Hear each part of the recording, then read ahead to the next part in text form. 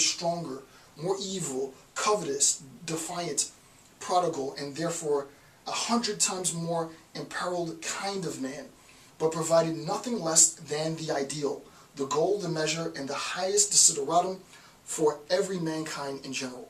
Right? What in the world does that mean? What Nietzsche is saying here is the individual in the crowd, as crowd. And I'm going to give you a real ghetto example to make sense of it.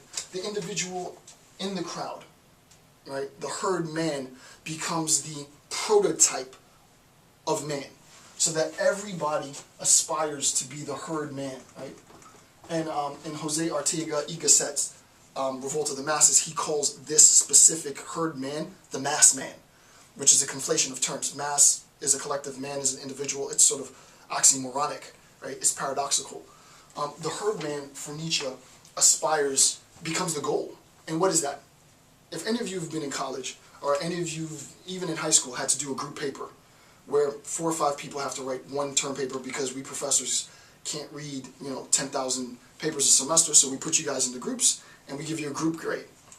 There's invariably going to be the zealot, the student who really assumes a lot of the lion's share of the burden and works arduously. There's going to be the slacker, the person who hasn't done anything, really. But the vast majority of people in the group are just going to do enough to get by. There's going to be the one student who does a whole bunch of work and organizes everything. There's going to be the one student that everybody complains against and hasn't done anything. But the vast majority of the students in the group are going to do just enough to get by. Instructor says it has to be, let's just say it's a 20-page paper, right? And you say 5, 10, 15, 20. I've broken the group into groups of 4. Everybody needs to do 5 pages. The herd the majority of people are going to do just enough that they need to do to get by, right? That idea of just doing enough to get by, staying under the radar, not being the zealot, not being a slacker too much, just doing enough to sort of like middle management.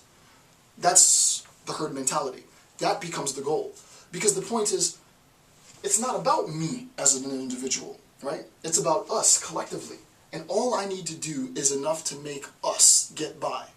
And what ends up happening, and I'm not a psychologist, so I'm not going to go off into sort of the psychology of this, but what ends up happening within the discourse is that you have pervasively throughout the structure, this is titled Western European nihilism, right?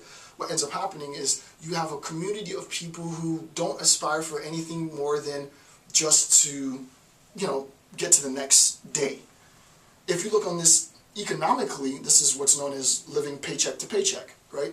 I have enough just to get to the next paycheck and just to the next paycheck. And it's not a bad thing. It's not to say that this is better or worse than. I mean, I grew up like that. I'm a product of that mentality. I just need enough to get by. The point is that we have to recognize that there is a whole other community of individuals who refute this herd mentality, this mentality of sort of blending in with the masses and doing just what I need to get by. There are individuals who try to go above and beyond the expectations so that, as I said in my philosophy of hip-hop discussion on war, I'm going to eat, and I'm not just going to eat my food, I'm going to eat your food. Because when it boils down to it, I got to take care of me and mine. And as long as you're not a threat to me, you're good. But if there is any sense in something that I need from you in order to survive, we're going to have to compete over that thing. And obviously I recognize that this is a hugely Western biased conception. Conceptions in the East might be different. Conceptions in the continent of Africa might be different. But my educational training is a Western training, so I have adopted a Western mentality, for better or worse. So the virtuous average man and the herd man did not only take precedence over the stronger, more evil, covetous, defiant, prodigal, and therefore 100 times more imperiled kind of man, but provided nothing less than the ideal, so that the herd mentality, the herd man, became the ideal.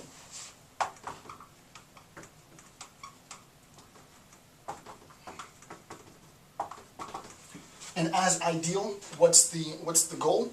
The goal is to be like Peter Griffin, right? The goal is to be like Bart Simpson. The goal is to be like Homer Simpson, right?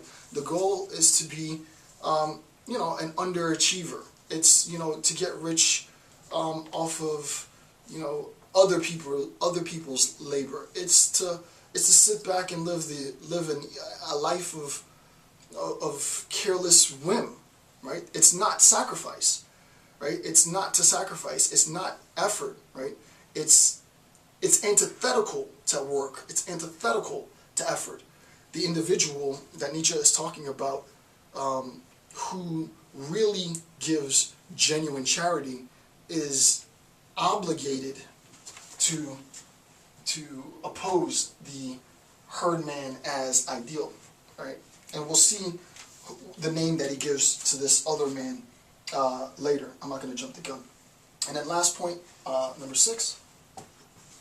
Last point, what is it we combat in Christianity?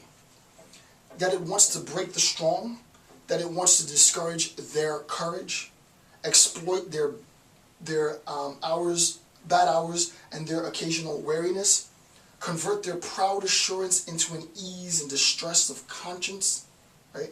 So that you shouldn't be proud, you shouldn't be prideful, you shouldn't take credit for the effort and the work and the labor and the orchestration and articulation of all of your effort, that you should sit back and say humbly, oh no, it wasn't me that did it. No, it was me. I was doing all the work. I did all the effort. I put the time in, right? I deserve, if I'm not going for money, right? I deserve credit for my effort, right? But the attempt to say that you deserve credit for your effort and you should be recognized for your effort, well, that's pride, right? It's not you, it's God, right? That work and that dedication, that effort, the source is God, and He gets all the praise, not you. Well, again, Nietzsche's saying that's the mentality of the herd, right? The mentality of the herd is not to stand out, because if you've attained something, right? If you've attained something of great value, then you distinguish yourself from the herd. So it's like the spotlight on you. Immediately, you can imagine the whole herd turns in and looks at you like, why is the spotlight on you? You're now obligated as herd man to say, oh, it's not me. It wasn't of my doing, it was from God. God inspired me to do this.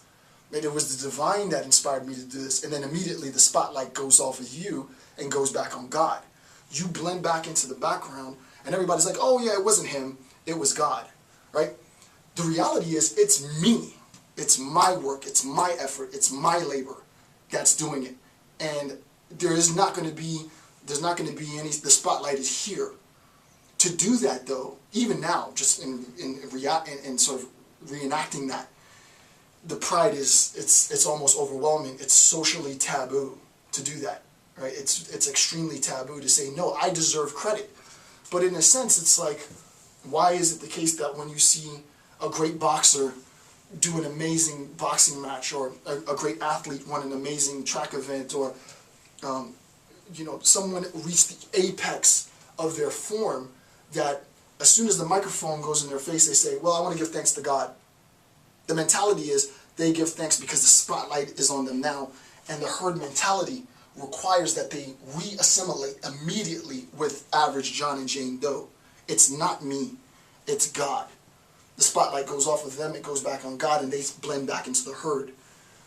The point is, and it's not an easy point to do, is that when the spotlight, when it's your turn, if you ascribe to what Nietzsche says, and they put the spotlight on you, that you say it was because of my hard work and dedication why I arrived at this position. And it was nothing more than sheer determination and will that got me to this point. And that's it. So, to continue, that it knows how to poison and sicken and the noble instinct until their strength, their will to power turns backward against itself. That's such a great line, right? Until their strength, their will to power turns backward against itself. And this is the example that I'm giving of the spotlight, right? Your will to power got you in a position where you were able to make an effect. And at the moment of truth, when the spotlight is on you, you gave all credit to God. Well, now what you've done has, in a sense, been given to the transcendent. and it's no longer about you, and thus you blend back into the you blend back into the herd, right? So that your will to power again goes to God, right? Your will to power again goes to the divine. And a lot of people believe this, and I'm not saying it's a bad thing, but what Nietzsche is saying is that there is a class, there is a group, there is a growing collective within the population that when they get the spotlight, when it's how did you do it? Where do you find the time? How do you do this? That they say it's because of my hard work, right? That I got to this point. And Nietzsche would say that they deserve credit. When the spotlight goes back to God, everybody's like, oh good, God gave him, God showed grace in sort of this providence that began the discussion 2 hours ago, right? That it was because of providence why you attained that. But now it's not because of providence, it's not because of some sort of divine plan, it's because of my determination to give genuine charity, to make the world genuinely a better place. He says, finally, that gruesome way of perishing of which Pascal provides the most fabulous example. And obviously he's talking about Pascal's wager. I'm not going to get into that now. Yeah, epic stuff. So I think that makes sense of the distinction between the individual and the herd. Again, we're still at the surface. We're going to get much deeper in subsequent lectures. But I started off real general, but we got pretty intense nearing the end. The important thing is, from a Nietzschean standpoint, and since I don't have any energy to feed off of from the Christian community, since there wasn't a response to the call for contributions, the point is my only reference then is Nietzsche. I don't have anything else to reference. The point is that sacrifice, and I erased it, but that sacrifice in 246, when Nietzsche talks about the effort and genuine charity and genuine sacrifice of the individual in opposition, or outside of, not really in opposition, but outside of the social.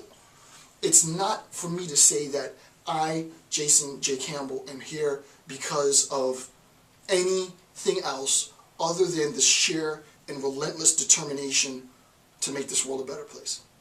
With that, I want to thank you for watching my videos. I'm Dr. Jason J. Campbell. Have a great day.